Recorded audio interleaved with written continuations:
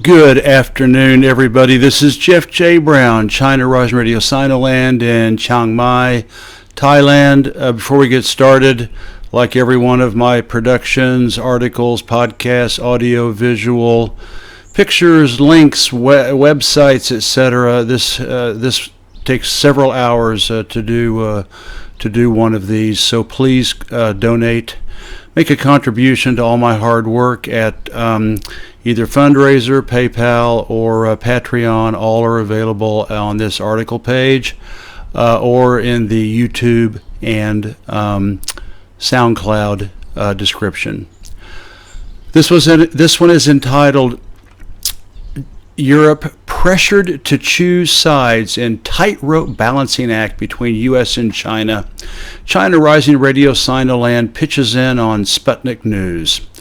Pictured above, the bitter truth for all Europeans is that their blue and gold flag is an empty icon since Uncle Sam has been controlling, abusing, and exploiting the old continent and ongoing since the end of World War II.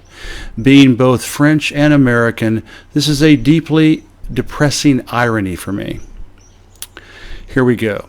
Speaking to a group of German diplomats on 25 May, EU Foreign Affairs Chief Josep Borrell reiterated a call for the 27-nation bloc to work towards adopting a more independent stance towards China, forecasting the arrival of, quote, an Asian century, end of quote, with the COVID-19 pandemic increasing the, quote, pressure to choose sides, end of quote.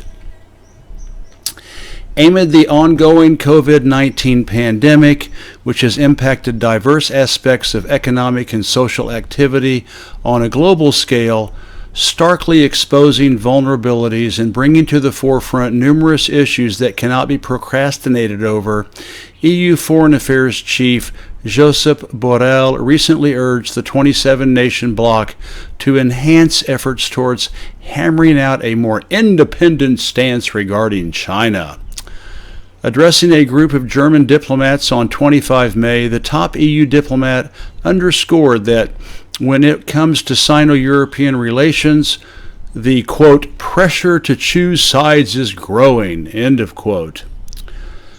And there's a picture of Josep Borrell, and the caption says, the EU Foreign Affairs Chief has the unenviable job of officially representing the interests of Europe, which has been and continues to be a continental client state, fully serving the interests of America's global empire, and that includes Europeans cutting off their noses in spite of their faces day after day. Back to the article. Borrell urged the bloc to, quote, follow our own interests and values and avoid being instrumentalized by one or the other, end of quote. Speaking of the likely advent of an Asian century, he said, we need a more robust strategy for China, which also requires better relations with the rest of democratic Asia. As if China's not democratic. But anyway, analysts have long talked about the end of an American-led system and the arrival of an Asian century. This is now happening in front of our eyes, end of quote from Mr. Borrell.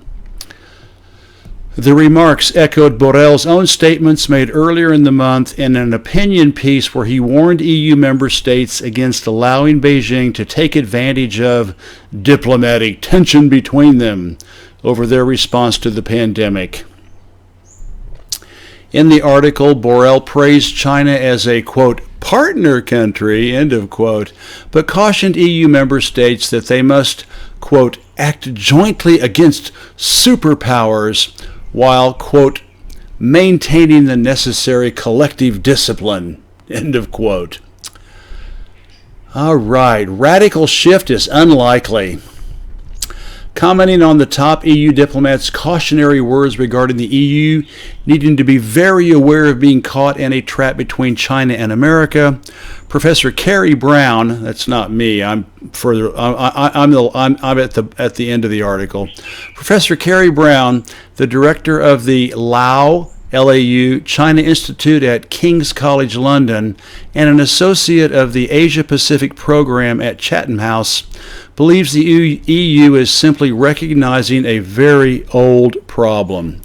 Speaking on the trade dispute between China and the U.S., he underscores that the European Union tried to balance in the middle, yet in the end it has huge diplomatic, economic, and security clout of the United States. Excuse me, that's actually bad English, Sputnik. Yet in the end, they should have a comma there, the huge diplomatic, they have a double N in there. In the end, the huge diplomatic, economic, and security clout of the United States means it's very hard to, quote, stray too far from the side of America, end of quote. This is true even in an area where self-interest should prevail, like economics. That's not the way it happens with empire.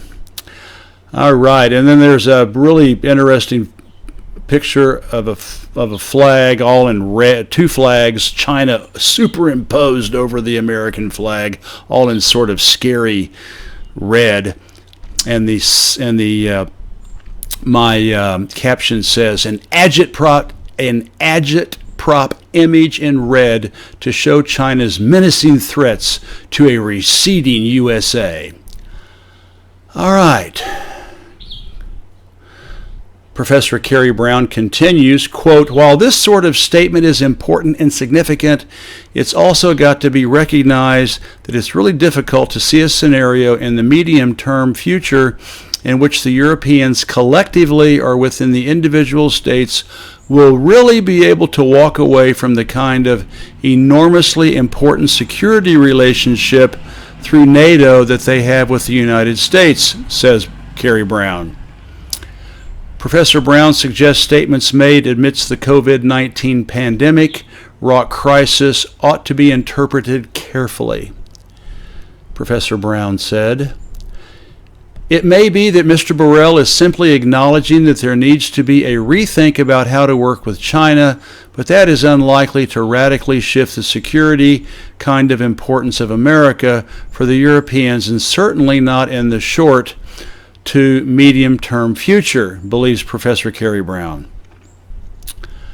Next subtitle, Political Integration at European Level.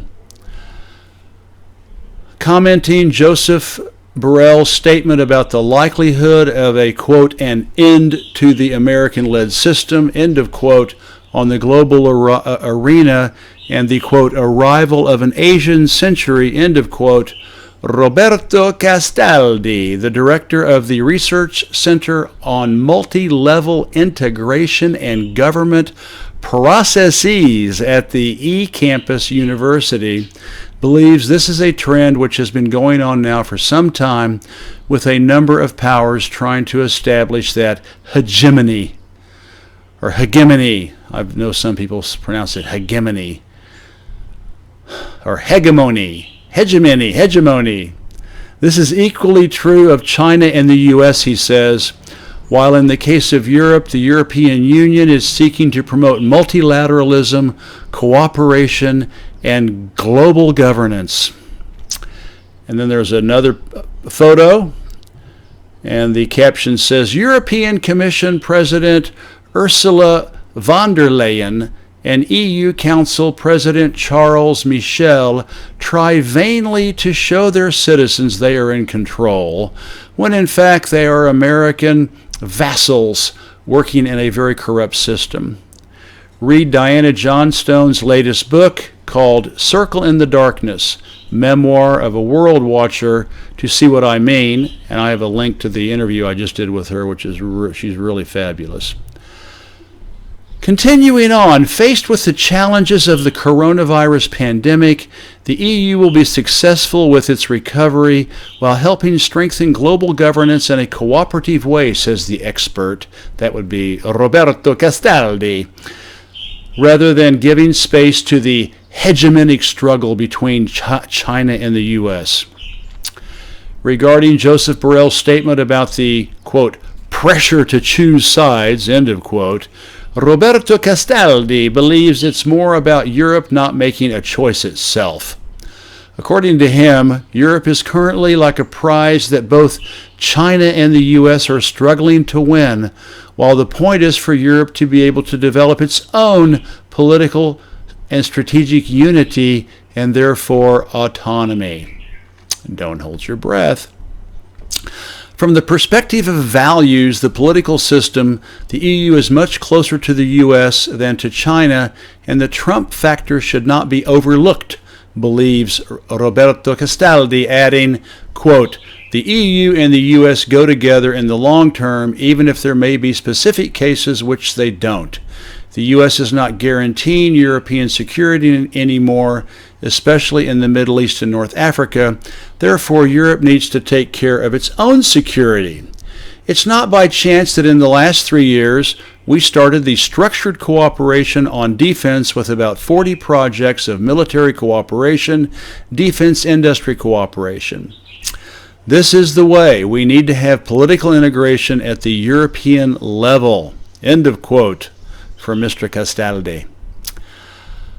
Regarding economic cooperation between EU and China, Castaldi believes that while it will continue, Europe will be much more careful than in the past to define its own rules as a market economy.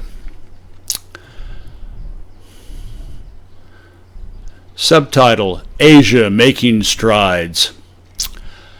Mr. Fraser Cameron, a former European Commission advisor, director of Eurofocus Brussels, and an adjunct professor at the Hertie School of Governance in Berlin, also weighed in on Borrell's statement regarding the, quote, "the end of the American-led system and the arrival of the Asian century," end of quote. Calling it a plain statement of facts, he suggests looking at the proportion of global GDP now compared to 10, 20 years ago. Mr. Cameron said, "Asia is moving ahead quite rapidly, proportionately. The United States and Europe is falling behind. Europe doesn't want to choose sides. Europe doesn't view China as a strategic rival or threat like the United States. The EU wants to continue business relationships with China," said Cameron. And then there's a picture of the president and the premier of China, and the caption reads, "Left, Chinese President Xi Jinping, and right, Premier Li Keqiang, the men leading China's visionary communist socialist plan into the 22nd century. And for this, the Western global capitalism has no answer."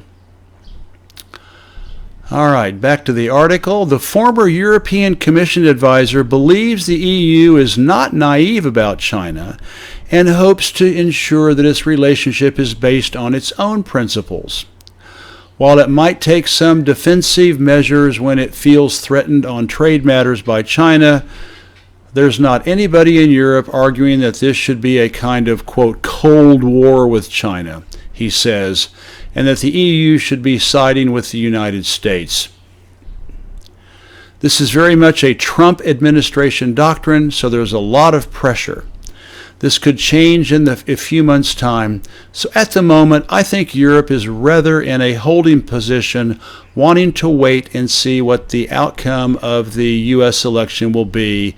End of quote from Mr. Cameron.